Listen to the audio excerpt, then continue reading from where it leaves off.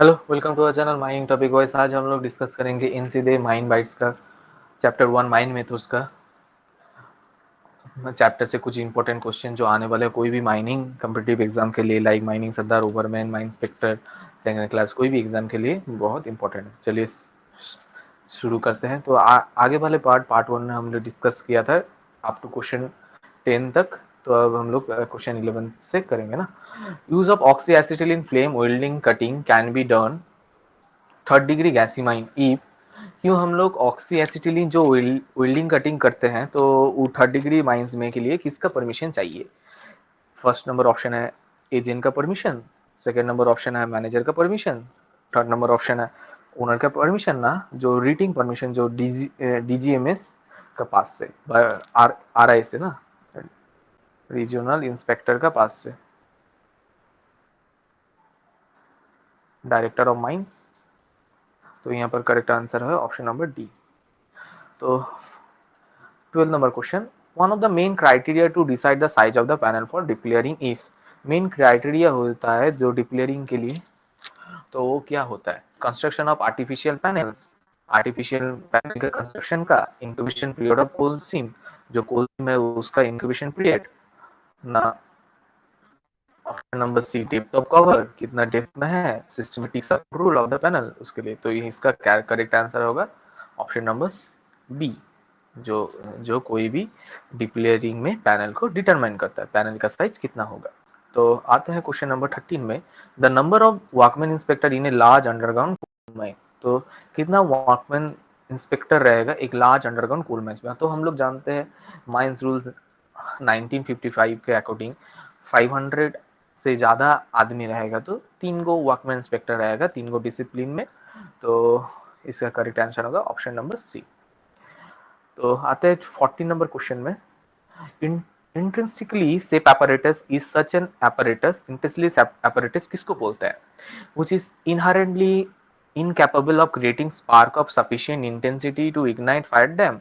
जो मतलब कोई भी स्पार्क क्रिएट नहीं करेगा तो कोई भी मतलब फायर डैम में उसको इग्नाइट नहीं कर सकता है। which is safe in operations as hot gases comes out of it।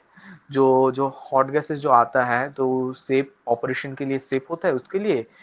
It is operated at a lower level of temperature, इसको हम लोग कम टेम्परेचर में यूज करते हैं उसके लिए ना। इट है कम टेम्परेचर में ये यूज होता है उसके लिए ना। D number option, it has an overload protection, इसका ओवरलोड प्रोटेक्शन दिया गया है उसके लिए। तो यहाँ इसका करेक्ट आंसर होगा option number A.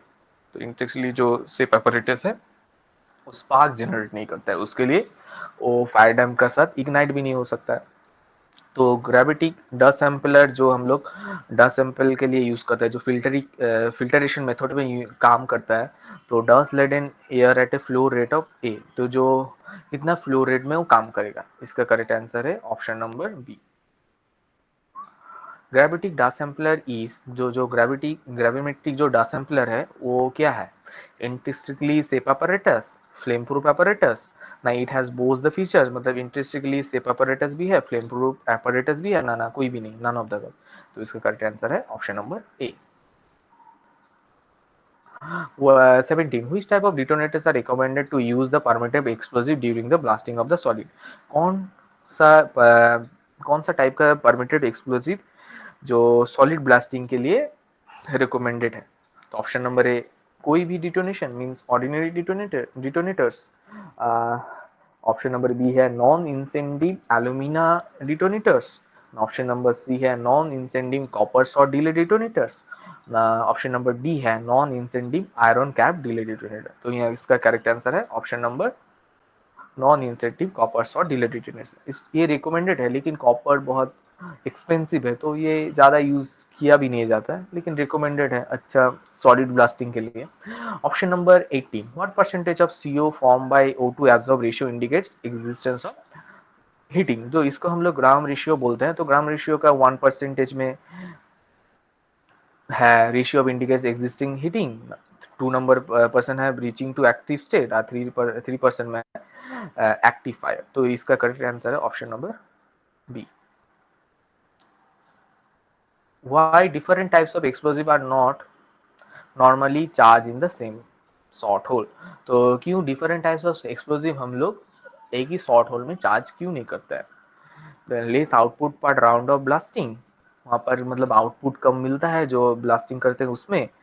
Chances of misfire का चांसेस ज़्यादा होता है उसके लिए। चांसेस ऑफ एक्सप्लोजन का चांस होता है उसके लिए ना। Cost of blasting will be maximum, जो ब्लास्टिंग का जो कॉस्ट होता है वो मैक्सिमम होता है उसके लिए। तो इसका कारण है मिस फायर नहीं होगा उसके लिए हम लोग अलग अलग एक्सप्लोजिव हम लोग यूज नहीं करते हैं, सेम टाइप्स ऑफ एक्सप्लोजिव हम लोग यूज करते हैं। तो आते हैं क्वेश्चन नंबर 20 में। तो why outlets from a mine are not provided closer than 30.5 metre. तो हम लोग रेगुलेशन के अकॉर्डिंग जानते हैं तो सैप्ट का बीच में दूरी 13.5 मीटर होना चाहिए। तो वो क्यों मतलब उससे कम क्यों प्रोवाइड नहीं करता है फॉर क्विकर इंटरकम्युनिकेशन। तो क्विकर इंटरकम्युनिकेशन के लिए, for easier pit top arrangement, जो पिट टॉप अरेंजमेंट वो है वो इजी होने के लिए। Closer outlets will weaken the sap pillar, जो मतलब नजदीक में हम लोग करेंगे तो जो जो सैप पिलर है उसको मतलब ब्रेक करने का चांस पॉसिबिलिटी है उसके लिए ना। There may be possibility of subsidence, जो सब्सिडेंस का पॉसिबिलिटी होगा उसके लिए। तो इसका करेक्ट आंसर है ऑप्शन नंबर सी। तो आज का इतना नहीं। तो वीडियो अच्छा लगे तो लाइक या सब्सक्राइब कीजिएगा और आते हैं पार्ट 3 लेके। Thank you.